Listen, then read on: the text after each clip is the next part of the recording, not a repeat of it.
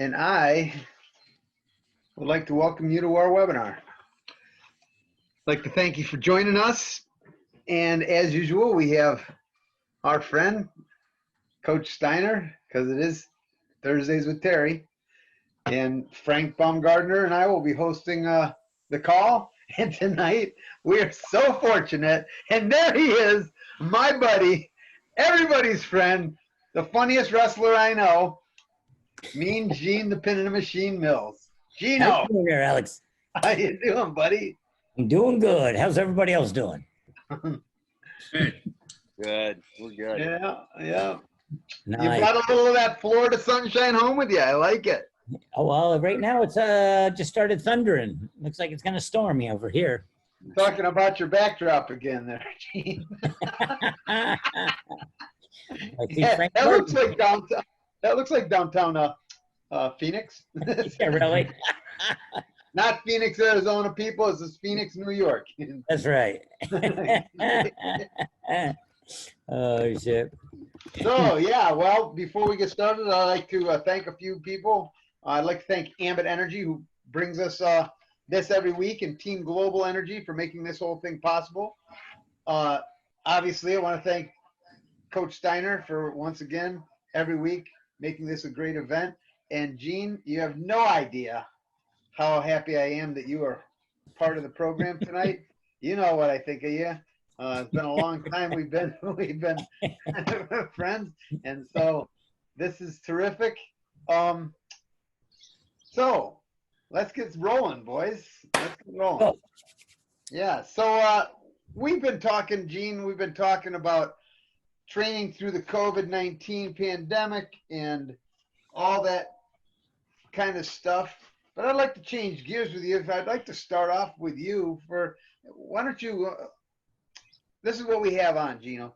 We have parents, we have athletes, we have coaches of all different levels. And so why don't you start where you started? Give us just a brief summary of Gene Mills, the man, the myth, the legend, all of it. Did you say there were parents on here? Oh, does that mean I got to keep it to Mean Gene, PG-13?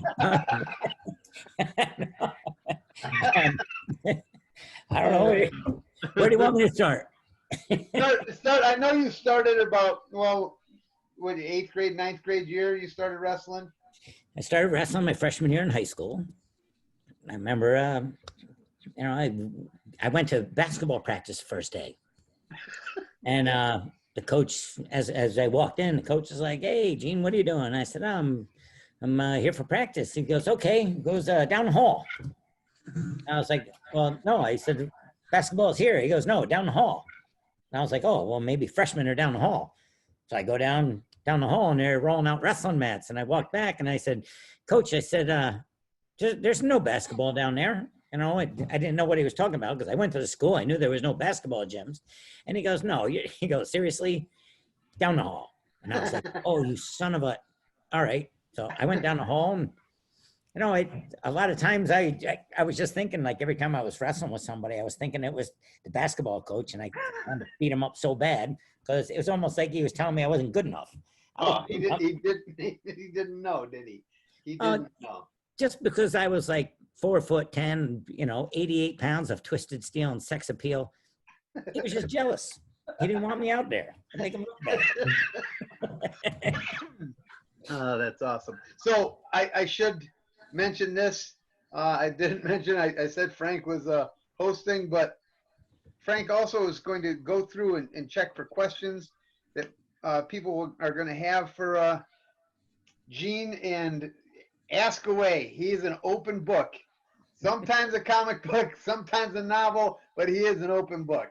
And so, yeah, just type in the question and answer area or type in the chat area, and Frank will get to those, and we'll try to get to as many as we can. So, yeah, so you've been successful the whole way along.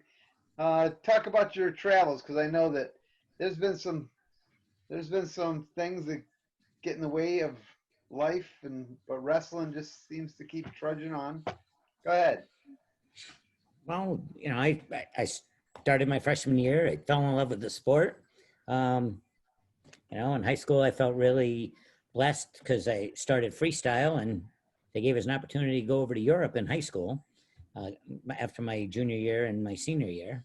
And it got me, a chance to see international competition, even though it was at the junior level or whatever.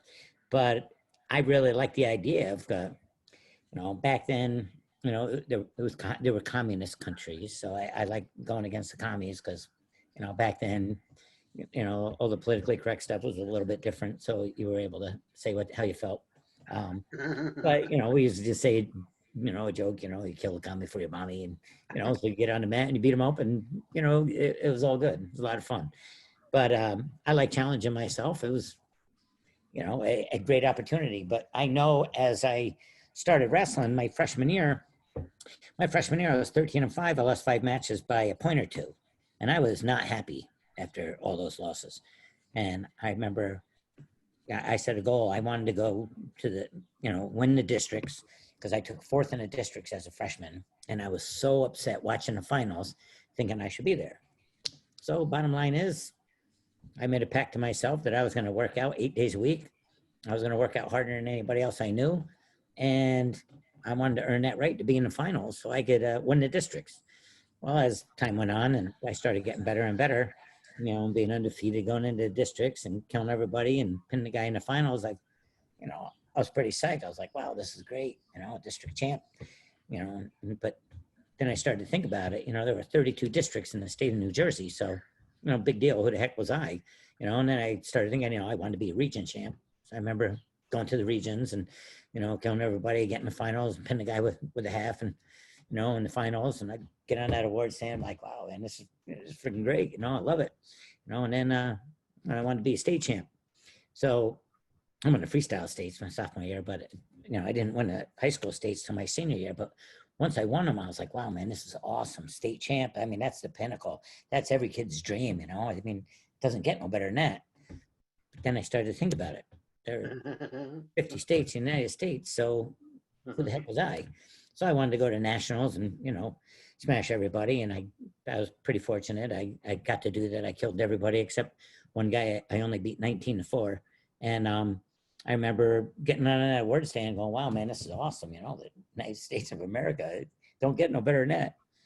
And I started to think about it. And I was like, oh, wait a minute, there's like 360 countries. Who the heck was I? So I remember I wanted to win the worlds and, whatever. And, I got to go to the World Super Championships in Japan and the Tbilisi tournament in Russia and, get voted the outstanding wrestler in both of those. And, and when I pinned my way through both of those, the World Super Championships, I'm like, oh my God, World Super Champion, and I get voted outstanding wrestler. I'm on that award stand. And I started to think about it, man. It really doesn't get no better than that.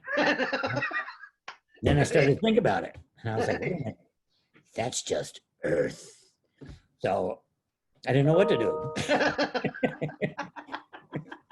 But bottom line is I loved climbing the ladder. It was a lot of fun. I can honestly say that wrestling has taught me more than all my academic classes put together. I'm three credits away from having my CAS degree, Certificate of Advanced Study. I have my master's, all that. And I don't know, I just really felt like wrestling taught me more about life than all my academic classes put together. So yeah. And you, what a career. You have close to 1,400 victories next to, I think it's 45 or 46 losses. And you got almost 900 pins, and that's not pinning Jim Bob down the road. You're talking about, I mean, I remember watching you, and yeah, some pretty impressive stuff. And but you also had some pretty awesome wrestling partners along the way. You had a whole crew of pretty solid people that you competed against. Those days, man, we had some great USA teams, and I imagine that these guys nowadays really look up to that whole group of you guys, because you had some pretty talented wrestlers in that era. And if you think about it, yeah, I had a lot of great opponents, but I had more great workout partners that just when I first got, started working out with the USA team, whew, wow. I mean, I had to work out with guys that were beating me up, like beating me up in practice. When it comes time for competition, I have a little different switch that I turn on. But to get physically beat up, like I remember, an entire summer I got beat up by Joe Corso. It was the next weight class up. But wow, he was just tough, hard-nosed guy. And you start wrestling with guys that are that good every single day, and it does sharpen you. Well, John would have been in that era, right? John Acevedo. Yep, Johnny Yep, Azevedo is Joe. great. Joe Gonzo and Yeah. Lou Boo, Randy Lewis, and Yeah. Ricky Delegata and Andre Metzger, and there was just a whole slew of us that just we loved to work out. The Schultz boys, we had a lot of fun. We worked our tails off. Yeah.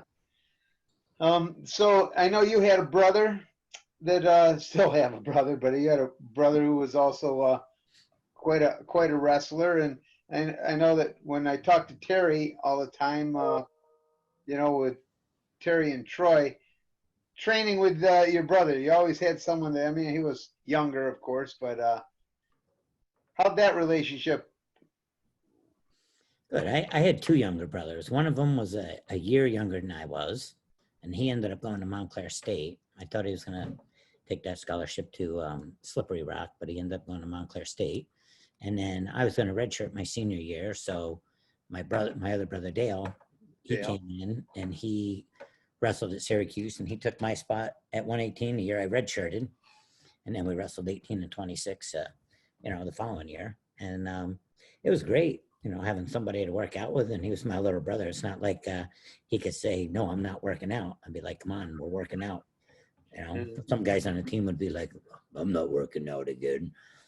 But he didn't have much of a choice. So it helped him, it helped me, and it was awesome, Yeah. Terry, want to jump in on that? You're muted. Yeah, I mean, having a brother was, well, that's all I know, number one, right? I mean, so I don't know what it's like not to have a brother. But, in the sport of wrestling, it's definitely, it's a perfect match, right? I mean, you have someone, and I was lucky enough to have a brother that had the same goals and aspirations. And, we followed each other's career paths pretty much, through college and really through our international career. So it was a constant, you had a constant reminder beside you every day, right? That if you weren't doing your job, someone else was there that was going to do it and going to, beat the tar out of you that evening, and so it wasn't just about workout, it was about lifestyle, right? About making the right decisions and doing the right things to help your career. And I think that as much as anything, the workouts was a part of it, but I think having someone there that was, making good decisions and living the right lifestyle and keeping you accountable from day to day to day, because we all need that kick in the butt sometimes, right? And someone to reach back and pull us back into place, or, maybe we're the one doing it on other days, but having a brother that really had the same aspirations as you did was really beneficial. You'd like to think you could do everything without them. You'd like to think that you could have done and had the success you've had without that person, but darn well that that person that looked like you right beside you had a huge impact on everything you've done. And still to this day, I mean, I don't know how Gene is, but still to this day, Troy and I are best of friends, right? We talk on the phone every day, and we're still, I think, still along that journey, trying to find our way and trying to be the best we can. And that doesn't change over time. I think it's followed us through our careers as coaches now, and even into our family lives. So it's been awesome. Right. Okay. So before we go on, last week, so I've been hitting the head an awful lot. I'm just going to tell you. Right? And this week I actually wrote a note that is this big, and I still forgot. We never brought up Frank and his wife had a baby last week, and we want to say congratulations, Frank. You know, really sorry. I don't know. I'm going to blame it on Terry for crying out loud. He's younger than me. He should be remembering that kind of stuff. Frank, congratulations. The baby's doing well. Thank you. Yeah, it was an extremely smooth and very blessed delivery. Everything went great. Everybody's healthy, quick recoveries, blah, blah, blah. So we're almost 2 weeks old now, and we're getting into the no sleep nights, but hey, the little one. Excellent. Well, I just wanted to bring that up, and I'm sorry that I was remiss in it last week, but so heading back to wrestling, which, Frank, that was kind of wrestling too, prior to and during, so it was all wrestling. But anyway, Gene, so you had a phenomenal run, especially 1980 with all those Tbilisi, all those tournaments that you crushed people at, and then we have the boycott. You're a 1980 Olympian. Now we have this year, and those folks are going through. And you had some wise words to say when we were talking the other night. And I think that they need to hear it. And if they aren't on today, they might be able to get on, and they'll be able to get to this video. And so talk about that. Talk about that, I mean, it had to be heartbreak, that disappointment of the 80 Olympics, and compare it to today. Well, the big thing back then is I think there was a good core of the U.S. team guys that wanted to believe that we were still going to be able to go at the last minute. Right. One of our coaches, Stan Desick, was always telling us, keep training. You know, if we have to go to Germany 2 weeks earlier and train there for 2 weeks, they can't stop us from leaving from Germany. We'll still go, you know, be ready. So we trained like madmen. And then when it was taken away from us, it was taken away from us. The guys that are vying to be on the Olympic team right now, they still have an opportunity. You know, they're still hoping that they have their chance, and I'm praying they have their chance. But the big thing is as of right now, it's not taken away yet, and hopefully it's not going to be, and they'll still have that opportunity to chase their dream. You know, I mean, the tough thing might be, I don't know, some of all the weight classes aren't set in stone right now. I don't believe, right? So, you know, and some of those guys who might have been a step behind, that if they're going to be working their butts off throughout this pandemic and they're going to earn that right to win, well, you know what? It's going to give them the opportunity to be where they wanted to be. And no matter what, I don't think a pandemic would have stopped me from training. I know it wouldn't have stopped Terry and Troy. They would beat the hell out of each other in the house as much as they could to get prepared.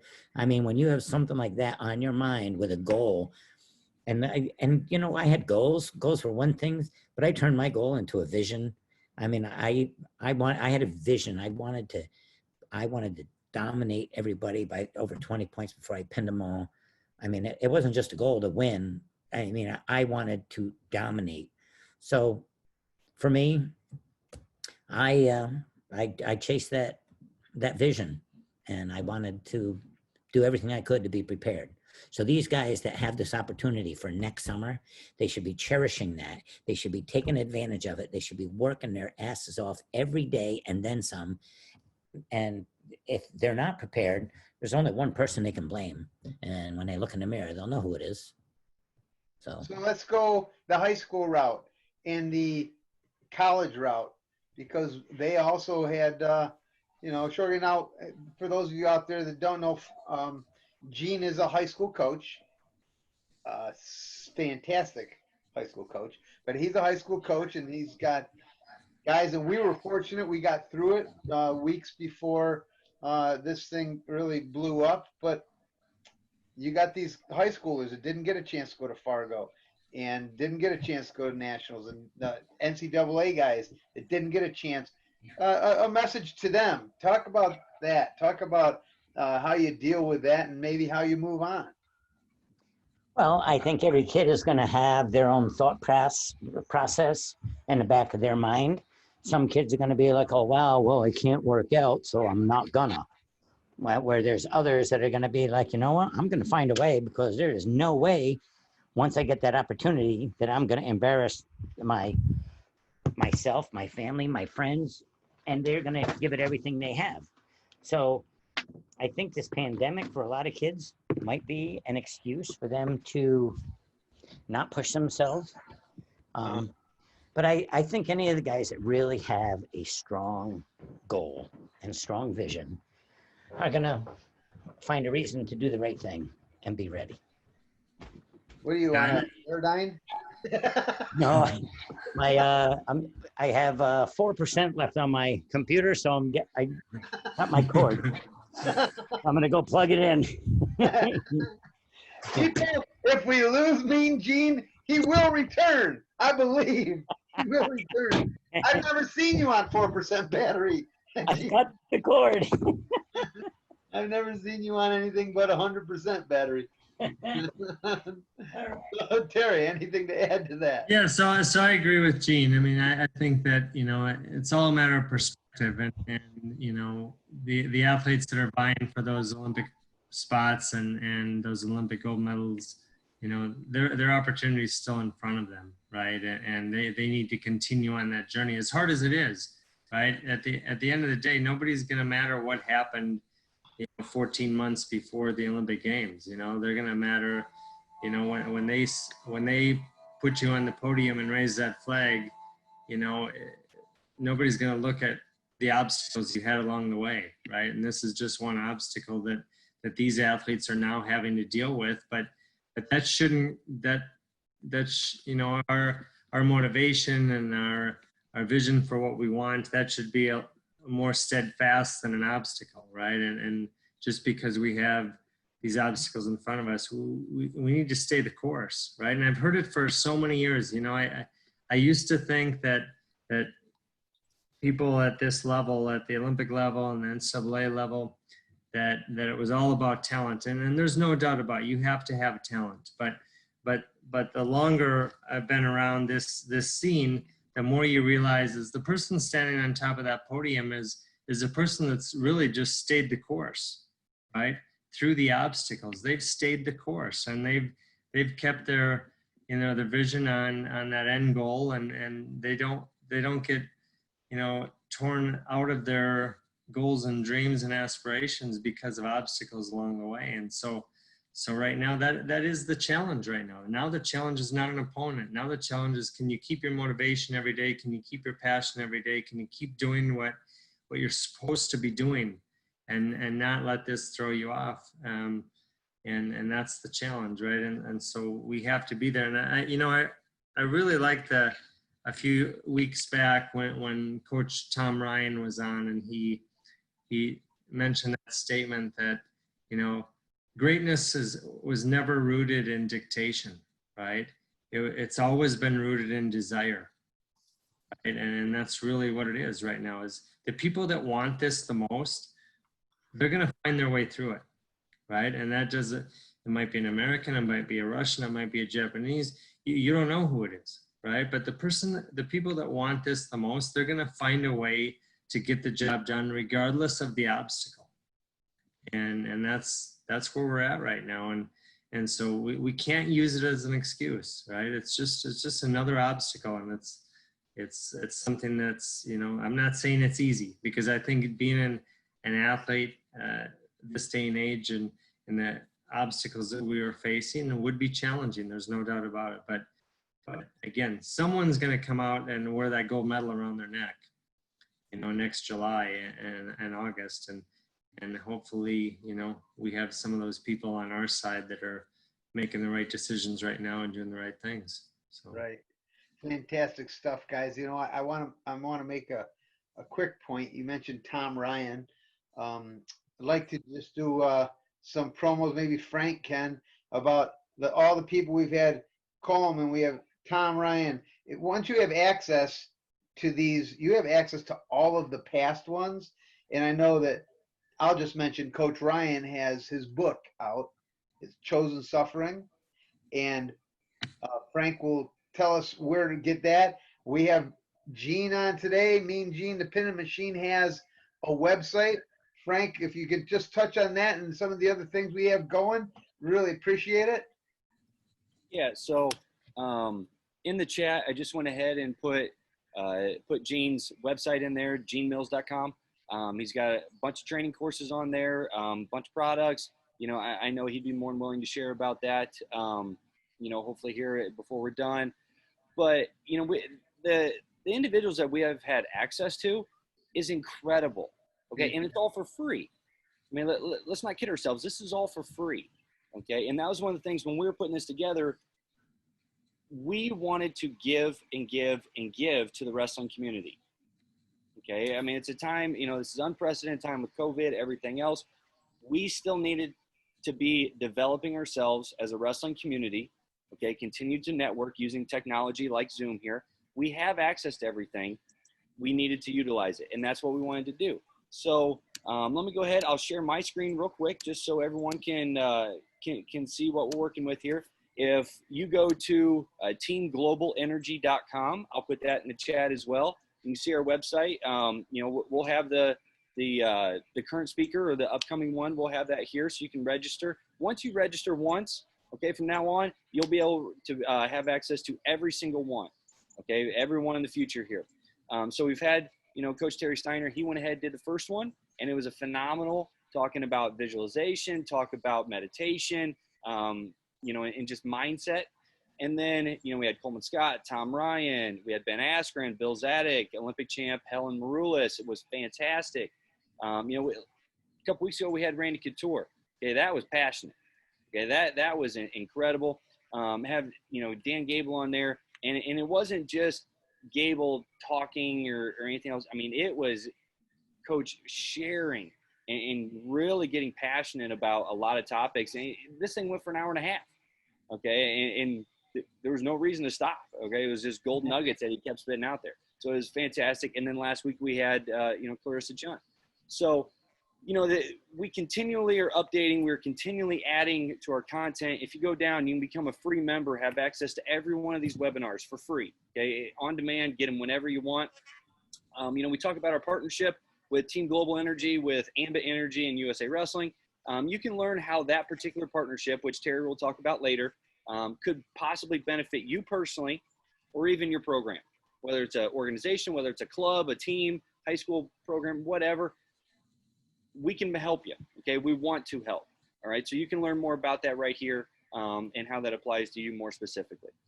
Okay, so you know, with that being said, Gene, do you want to go ahead and talk about your website and just what you have available there? Well, I have right now, basically all I have is digital downloads for Technique. I do have you know, a bunch of wrestling matches on there from, you know, 1492 when I got off the Santa Maria and started wrestling. I had all my camp information on there that I can't have this summer, so that's really heartbreaking and disappointing. But when it's all said and done, I'll be back in the mat teaching kids and helping kids achieve their dreams and their goals. And I mean, I have a passion for just teaching the sport. I just love it. You know? Always have. Yep. You always have. And I want to point this out, that all of these guys and girls that have come on, they're just donating their time to come on and give to everybody out there. And so that's why we try to bring up their websites. Go visit their websites. Giving back to the people that give to you, I think that it's crazy not to. And I'm telling you, so we're going to move right into this. If you don't know how to pin, all right? Mean Gene is the pinning machine. When I said 1,400 wins, almost 900 of them were by pin. And probably, oh, that's 600 more, probably 400 to 500 of the 600 others were probably by Tech. I'm just guessing, but I remember an awful lot. I didn't watch all of them. Sorry, Gene. I didn't watch all of them, but boy, I'm telling you right now, there were a heck of a lot of. So talk about total domination, Gene. Talk about pinning as opposed to just wrestling. Well, I don't know. I remember my freshman year when I lost those 5 matches by a point or two.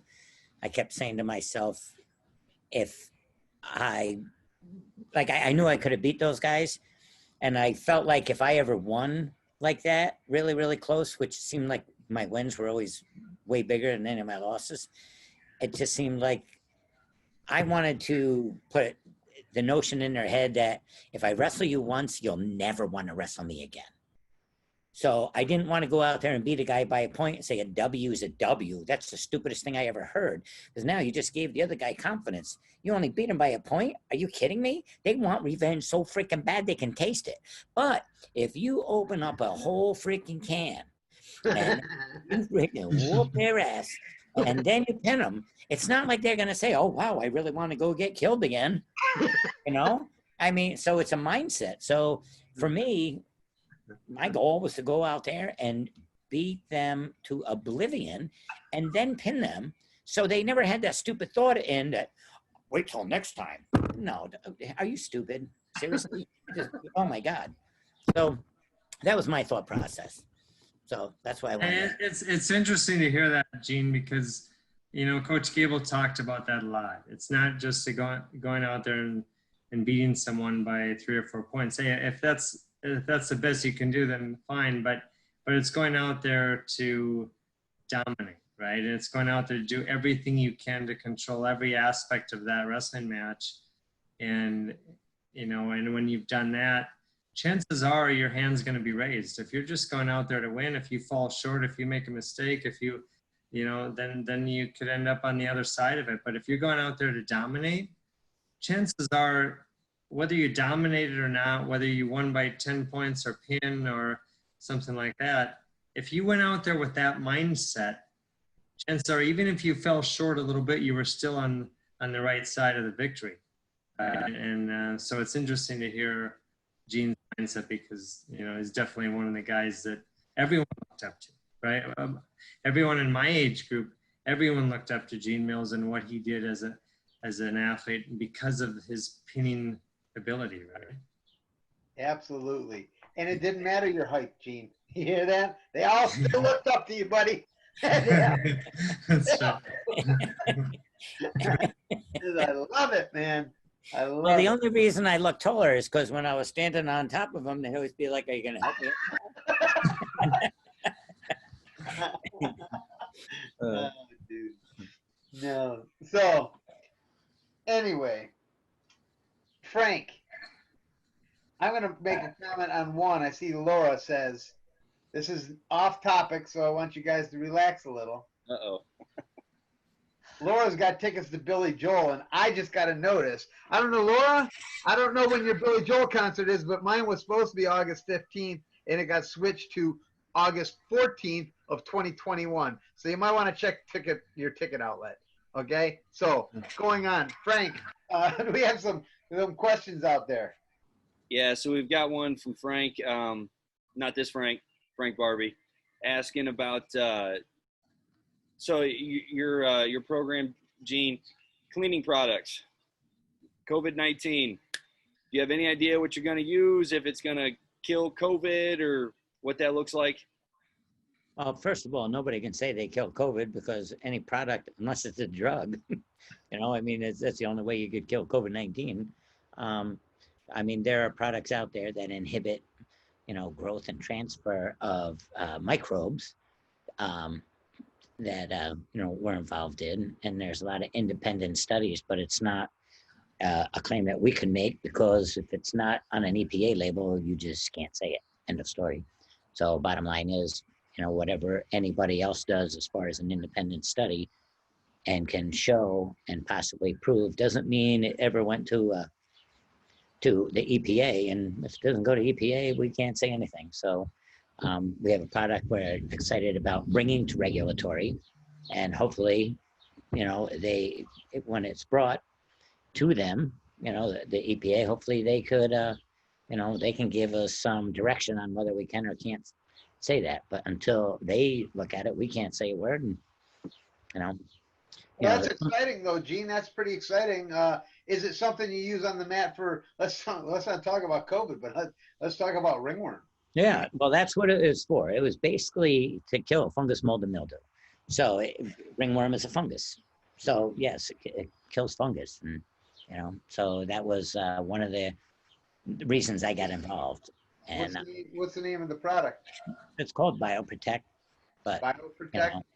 yeah, but we want to make sure that we only say what's on the label. So basically, it kills fungus, mold, and mildew, and inhibits it. It doesn't kill it. So basically, with anything, you always want to do a deep clean. Then you want to disinfect, and disinfect is usually a kill mechanism, as long as you have a proper dwell time. But after that, you spray BioProtect, and it inhibits the growth and transfer of microbes, And what are microbes? Well, they're the size of viruses, but, unless it is, let's see, validated by the EPA, all we can say is it kills ringworm and fungus, mold and mildew. Okay. Well, there'll be more if anything changes on that, Gene. Let us know. Would love to have you back on.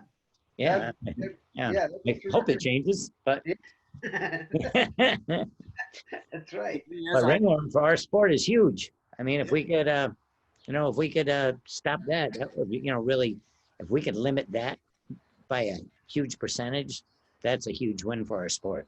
Absolutely. No, for sure. Let me ask you from a coach's standpoint to another coach, do you have anything that you use cleaning wise as far as like defense soap, HIPAA, anything like that? Do you not necessarily require your athletes to use, but provide for them?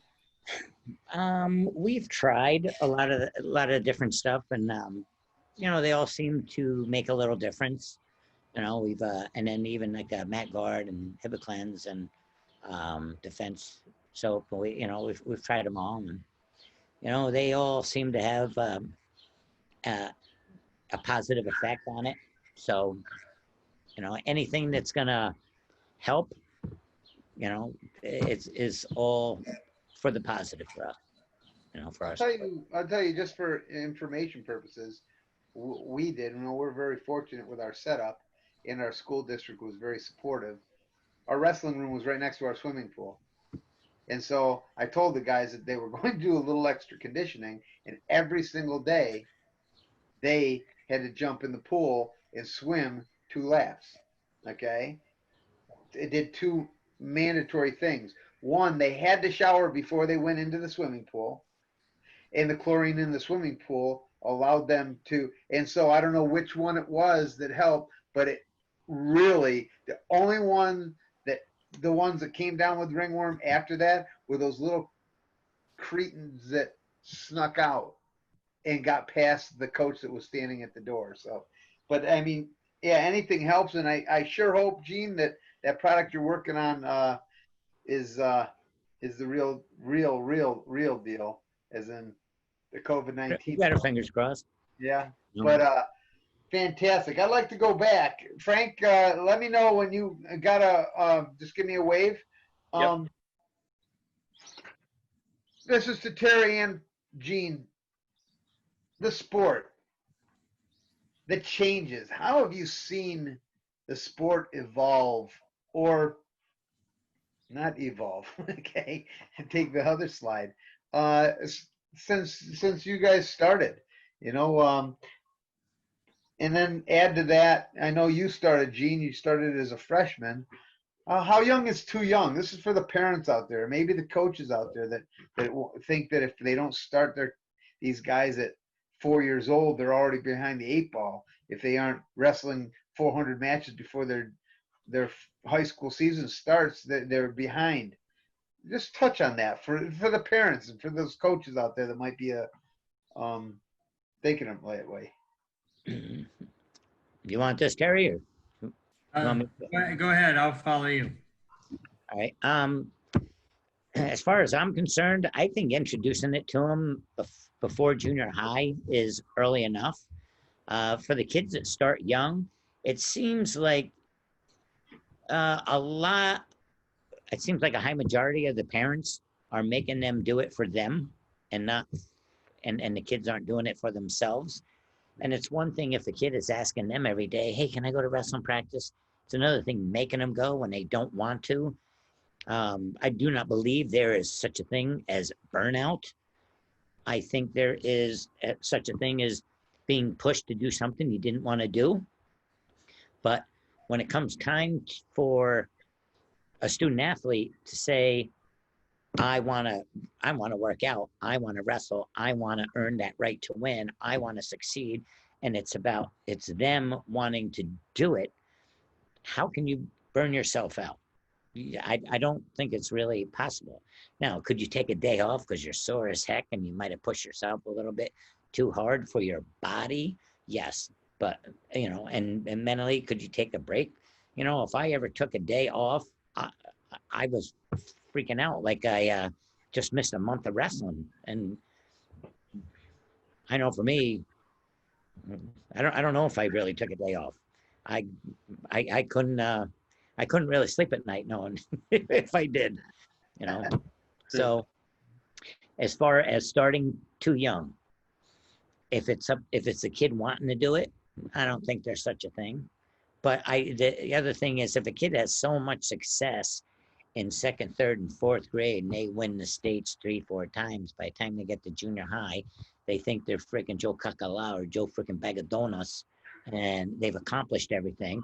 And when they really haven't even started, and it doesn't mean anything, but to them, they think they're all that in a bag of chips going to junior high and high school. Yeah, I was tough. I was a state champ. Shut up, you face. Are you kidding me? So you don't want to give them false sense of accomplishment because big deal, high school and college, and then after, that's where it's really all about. So I think that wrestling at a young age will teach the kids hard work and discipline. But on the other hand, if they have that much success without working out because they're such a good athlete, they might take some things for granted at the same time. Once you get to high school and college, you have no choice but to earn that right to succeed, because there's going to be a lot of people chasing you. So, Gary?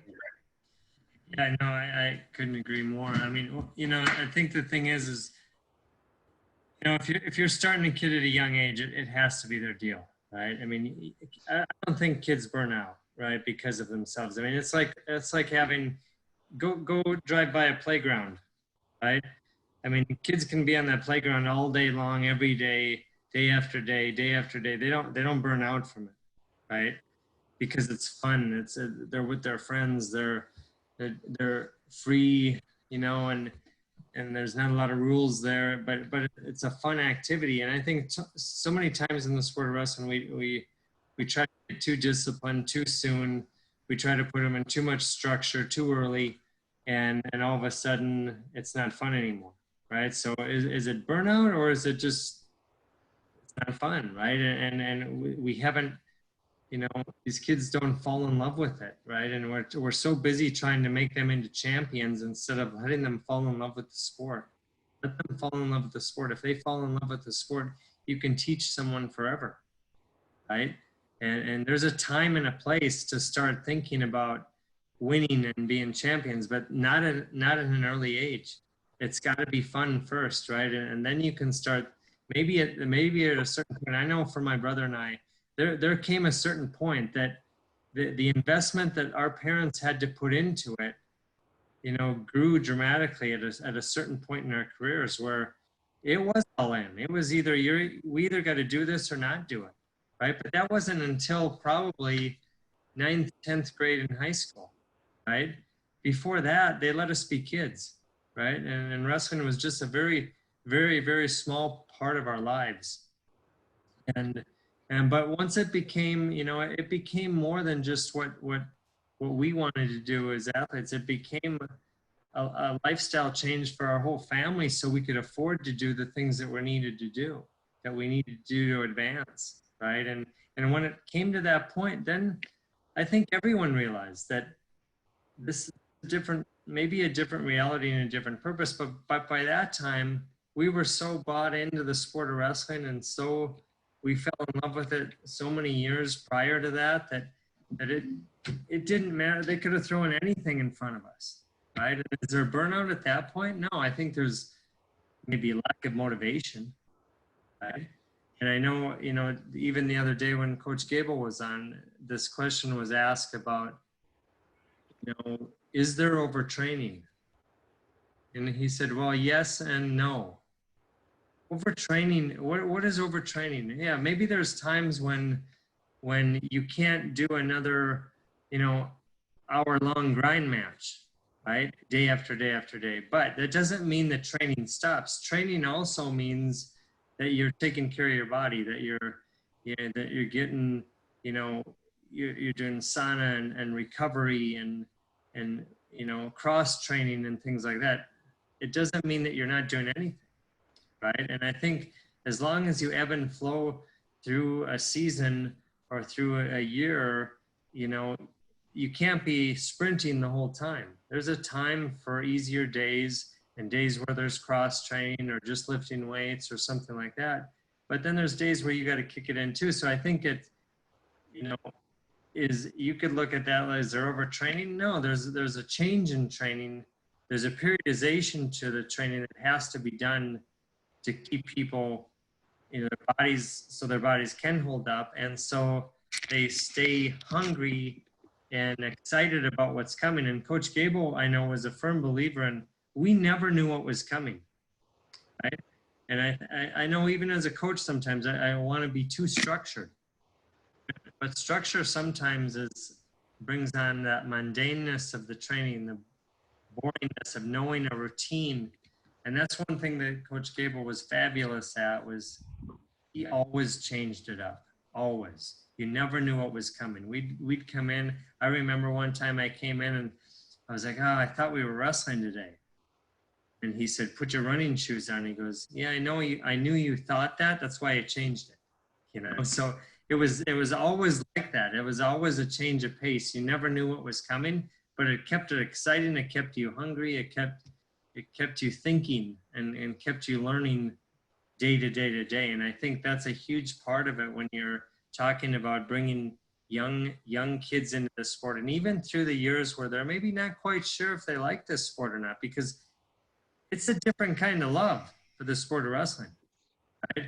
It's not something that you wake up hoping you can do every day, right? There's some pain involved, even in the days you do love, right? And so it's a different kind of relationship with the sport at times. But you know, once you realize the value of hard work, the value of being consistent, the value of doing the right things,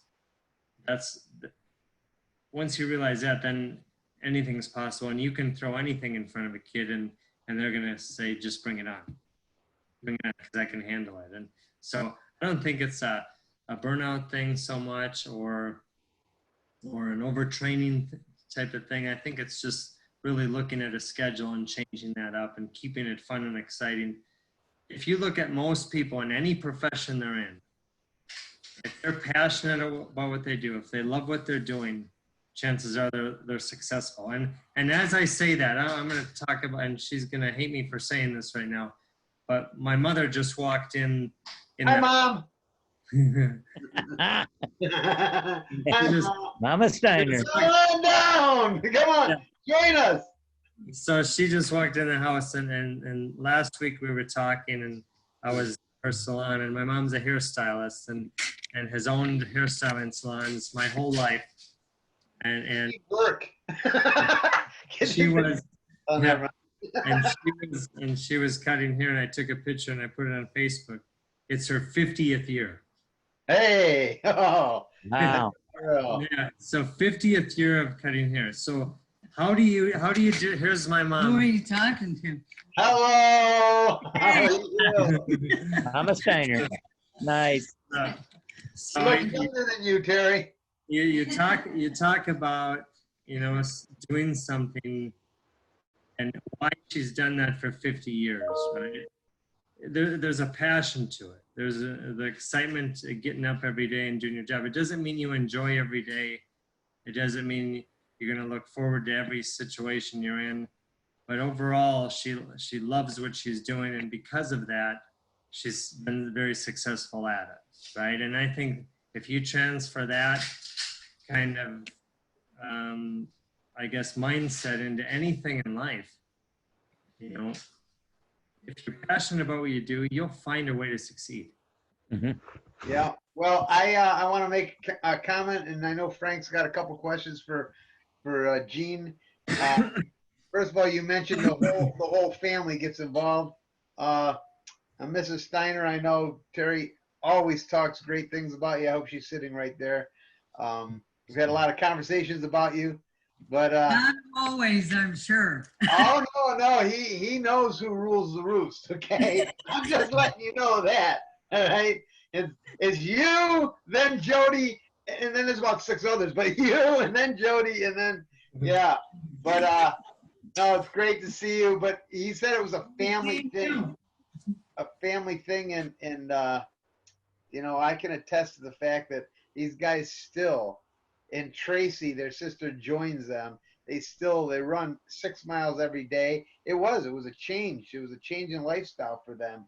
And so you folks out there know that it is, there's sacrifices to be made to be at the levels of Terry and Gene. I mean, these guys sacrifice. It takes There's no doubt about it. I mean, I know to be given the opportunities that we've had in the sport of wrestling, it was a lot larger than Troy and myself. We did our part, right? We did our part of going in and doing our job in the wrestling room and training, but there was so many people that sacrificed along the way, and you just met one of them, my mother, and my father has passed away now, but even Alex talked about our sister, I mean, they all gave a lot for our success, and that's never forgotten. I mean, that was our successes, they wore them and carried them like we did, because it was definitely a family affair. I think, Gene, the same thing. I mean, I know the passion you had with your brother, like the Schultz boys, when someone went out and wrestled your brother, it was a sorry day when they had to wrestle you next. I mean, It was. I know it was. It was like, wait, what did you do to Dale? So, I mean, okay, so those are just great stories. Frank, go ahead, buddy. Sorry to interrupt. You're on mute, Frank. I know, but you haven't slept. You got a baby. People out there, please forgive him. He's a new dad a second time around, so you should have it down. Frank, you're still on mute, okay? He's tired, people. He's tired. Okay, go ahead. Yeah, I have to put up with these two all day long. All right, that's why I'm so tired. The daughters, hey, they're great. I love them. I got to put up with these two. All right, that's where the real thing comes in. All right. So, Gene, Laura had a question for you, and really, Terry, you as well on this one. So, talking about mindset, talking about your athletes. Okay, when do you find it more beneficial to talk to your athletes, whether it's a win or a loss, whatever, to give them some kind of feedback immediately after, or give them time, cool down, process, and then give some feedback? I'm big into them basically being respectful. Win or lose, they need to be respectful, end of story. But I like them to take their little time to reflect, to cool down, to process it all. And as a college coach and a high school coach, I always felt like it was more beneficial for them to think about what they did. And then, if they made a mistake, all right, well, win or learn, we never lose. So if they made a mistake and they lost that match, they better not lose the lesson that it taught them. So bottom line is, I think giving them that little time to reflect and then talking to them about it and then reminding them, hey, it's win or learn.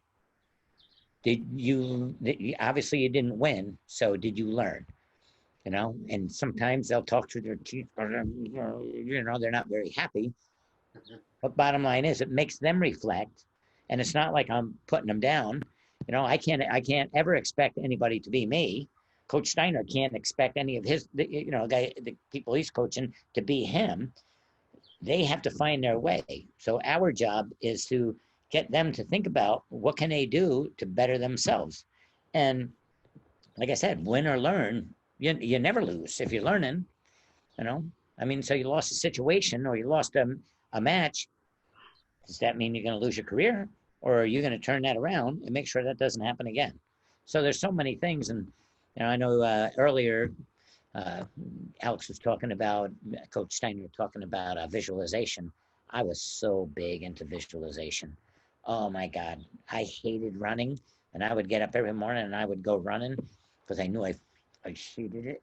And I would create a movie theater in my head and visualize what I wanted the Gene Mill story to be. Fat little 88-pound butterball going out for, the most alpha of all sports. And then, being dominant, it was just something I wanted to do. But as I was running, I was thinking, I'm going to make somebody pay because this sucks. So I don't know. I always tried to figure out a reason why I should win. I'm getting up to run because those jerks are making me run to be in better shape. Visualization was huge. I hear so many kids too, they visualize and, they get all pumped up, and then they go out there and the guy's got muscles and a tattoo, and then their holy shit light comes on. They're like, oh my God, he's got a tattoo. Oh my God, shut up. Are you kidding me? So I would always find a reason why I was going to win. So if a guy was jacked out of his mind and he had muscles all over the place, in the back of my mind, I'd be like, oh my God, he must spend a lot of time in the weight room. He can't know what I'm going to do. He's going to spend all his time in his weight room. You don't look like that by freaking just doing what I do. So obviously he can't know nothing. Or I'd be like, oh my God, he's got so many muscles. He can't be flexible. So you put a half muscle on, they're stiff as a board. They go over like a sack of potatoes. They make me look good. You wrestle a tall guy. Some guys are like, oh my God, he's so tall, I couldn't do anything. Me, I'd be like, oh my God, look how tall he is. His legs are right there. His legs are there all day legs, boom, boom, boom. If the guy was short, I had leverage. If the guy was built like me, then I'd have to pull out the trump card. I'd be like, yeah, but he's ugly. So there's always a reason why I should win, But when it comes time for visualization, you've got to envision what you want to do, and you've got to earn that right to make it happen. These kids that get mad because they lost and they don't put in that time and effort. Oh my God.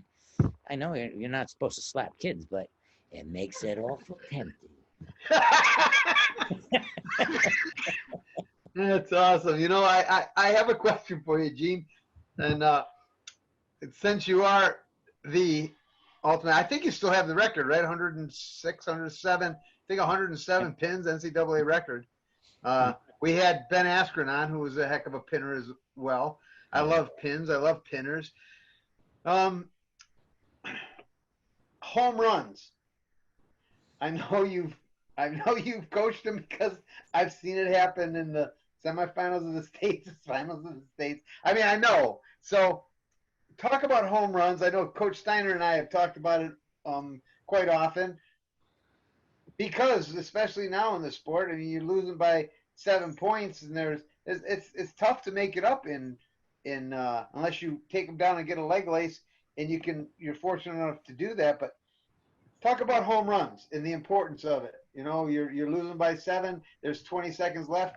You can't have just a 5-point throw. You're losing by 7. You got to pin them. Well, almost everything I did, I tried to take a guy to their back. And think about this. Let's say you and I were going to wrestle, and I was going to train. No, let's make it you and Terry. Go ahead. Okay, Terry and I.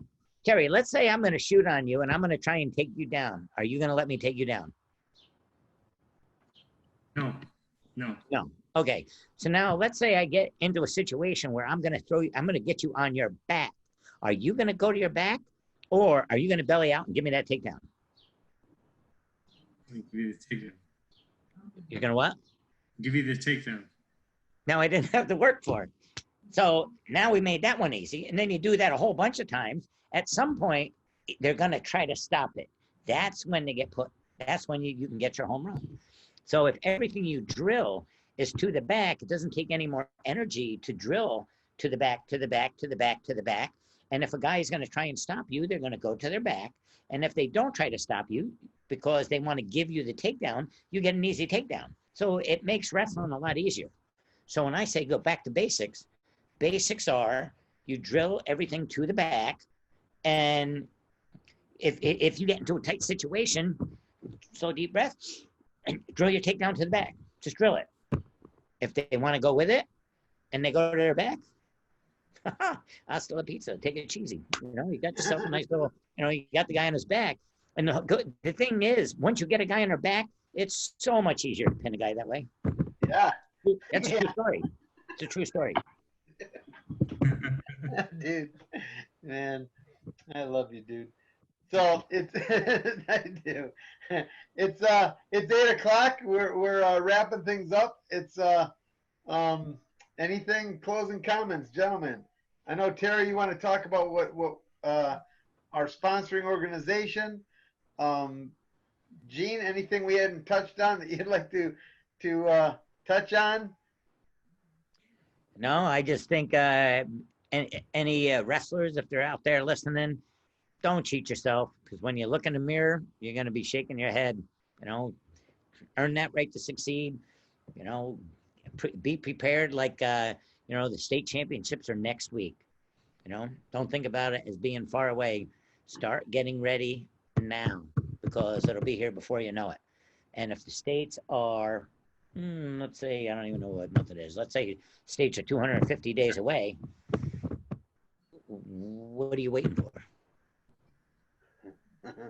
You know, a lot of times, like when I'd have kids, you know, when the states, as you know, juniors or whatever, I'd always say, you know what, I'm going to be nice. I think you should take tomorrow off, and then I'll see you Monday. Because that way they have 364 days to prepare to make sure that they can do it again. You know? Perfect. But you don't want to get down to 363 days. Now you're cutting it even closer. And what are you going to do? 360 days or wait till 250 days? What are you doing? Hello? Wake up. Other guys are working. So. Right, man. It's always a pleasure. Don't sign off yet, Gene, because I want to close. Terry, just throw in a commercial break. We got about 1:15 with you. Yeah, so I just want to talk to you a little bit about why we're here. We are, you know, we're giving you a lot of great content week after week, and you know, this is brought to you by our sponsor, Ambit Energy. Ambit Energy is a sponsor and a partner of USA Wrestling, and you know what we can do, and what we're doing through this is we can transfer your energy bills into an Ambit energy bill. It doesn't change on your bills, but you know, you still pay the same company you've always paid for your energy, but now there will be the supply of your energy will come from Ambit Energy. It's a quick switch over that we can do. We can help you do that, and through this you can help the USA Wrestling national teams, and not only our national teams, but you can come into it with your energy bill and just be a customer and help the teams, or you can come into it and get your teams and your areas into it and benefit as well. So there's a lot of coaches out there that have signed their booster clubs up and their wrestling programs. So not only are you benefiting USA Wrestling and the national teams at USA Wrestling, but you're also benefiting your local clubs and communities and high school programs along the way. And it's a win-win-win situation. And Frank has put that in the chat box for you all to gather more information on that. But it's a really simple process, and it can be good for everyone along the way. But you know, I would just like to close again on thanking Mean Gene Mills for being on this this webinar today, and you know, he's definitely a role model that I've looked up to since I was a young kid, and a lot of us has that are our age, and just an honor being on the same call with you, and keep doing what you're doing. We love you.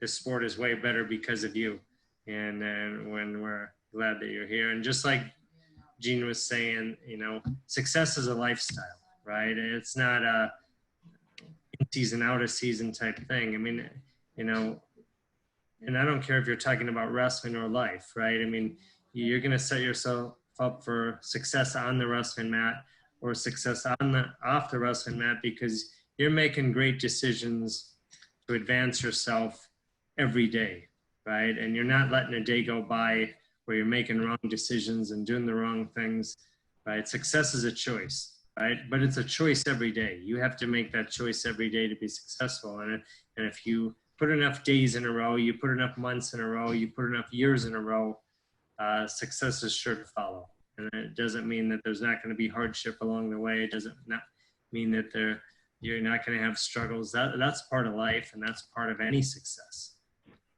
those struggles and those obstacles. So I just encourage you all to, hey, stay on your path and do what you're doing, and we'll see you on top of that podium beside the wrestling medal in life. So Fantastic. You know, I want to do a shout out because Gene. First, I really need to ask, Mean Gene. Are you kidding?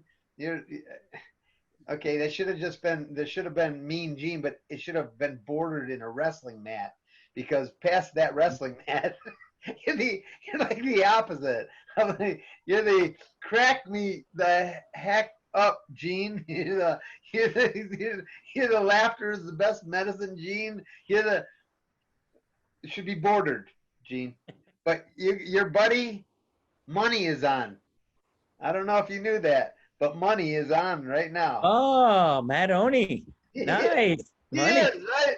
So I wanted to give a shout out to your pal, Matt Oney. You know, Matt. Yeah, really. Yeah. Love Matt. Yeah. And then what's the deal up here? I see Tom Dolly's on here. Yeah, Tom Dolly. Tom Dolly is I just want him to stop talking so much. what's that? I just want him to stop talking so much. I know, but he's a stiff. Look at him. Hey, loosen up, Tom. No, he's one of our team members. He's a wrestling coach, has been for 106 years. 105 years. Sorry, Tom, didn't mean to make you old. But he's an executive consultant in our business, and so yeah, he's on. He does a Wednesday Wednesday business presentation every week with Frank. And Terry. I'll let Tom on and let him talk about what he's doing. And, wow. Tom, you can also defend yourself a little bit here. I'm not 106, so I'm 107. Okay. You only How many pins I had? 106. Yeah, well, hey, Gene, we had a great time with you when you were up at Penn and did our camp for us, and then we all went out to dinner at the Swanks. And what's interesting, I'll let you know, is remember we posed a question to you about if you had a coach on staff that parents had a problem with, the kids had a problem with, he was kind of hard on the coaches, he wasn't a good people person. And everybody was like looking at you for advice. And you just outright said, you got to get rid of him. He's going to hurt the program. And it was interesting because it wasn't much longer after that the guy had to leave the program. He got into trouble and had to leave the program. But it was what was interesting was that the morale of the program just catapulted such, positivity, and everybody got along really great. So he was a good technician, but he was just hard on everybody, so you got to have a lot of positive people around, and all you guys are real positive people. I know each and every one of you, and it's been a pleasure working with all of you, and getting to spend time with you, Gene. But I retired in March. I stepped out, and I've been looking at retired from wrestling. 40 years. There were a lot more disappointments than successes, but that's wrestling, man. There's a lot of hills and valleys, and I wanted to spend a little bit more time in this business that Abbott business that's sponsoring this event here. So thank you for getting on. Awesome. I'm only My half pleasure. of that, Tom. I'm not retired. I'm just tired. Okay. Yeah, I gotta find that other half and get it together. So, hey, this is fantastic, Terry. As always, thanks. It was another great night, Frank. You all. Yeah, Gene, appreciate it. Great job. Gene. Thanks, my Thank you, pleasure. Gene. It was fun. Next time, maybe we'll have you on with the big G. There we go. We'll invite Gordy Gronkowski. I don't know if you guys know, but Mean Gene, the pinning machine, is best buds with Gordy Gronkowski, father to all of the Gronkowski, for the 5 Gronkowski boys. And Gene and I are going to Tampa, right? Gene, that's a recording. Yep. We're going to Tampa. We're I wanna going to go Tampa. I was just here 2 days ago. I know. I was We're in going. Tampa. Looks Oh, like my God. And to all, we just found out that our next week's guest is 1988 Olympian Ken Chertow. Nice. Okay. Kenny Chertow. There we go. Awesome. Good deal. So, Gene, if you give us any other tidbits that you want advertised for you, we'll put it on. So anybody that's out there, please stay in touch with these, and we'll have all that information for all these guys that have donated their time to come on. And if anything changes on the situation with your the product that you're doing, Coach Mills, please let us have you back. We'd love to have you. All right. And Well, Coach Gable's going to be a repeat customer, so there we go. you're I right. like it. Okay, There you go. love to have you. Well, I guess the only thing I could say is, God's gift to you is the talent he gave you. Your gift to God is what you do with it. And if you think about it, I don't know how many of you have gone to the newest version of the Bible, but if you go to Mean Gene, verse 118, it says, pin unto others as others would pin unto you, and pin to win. If you don't, it's a sin. I'll see you guys soon. Hey, buddy. All Guys, right. have a great Thanks. time. God bless everybody. You guys are fantastic. Thank you very much. everybody. Have a Again, great week, everyone. Thank you. always a pleasure. See ya. Thanks. All right. Bye. Bye.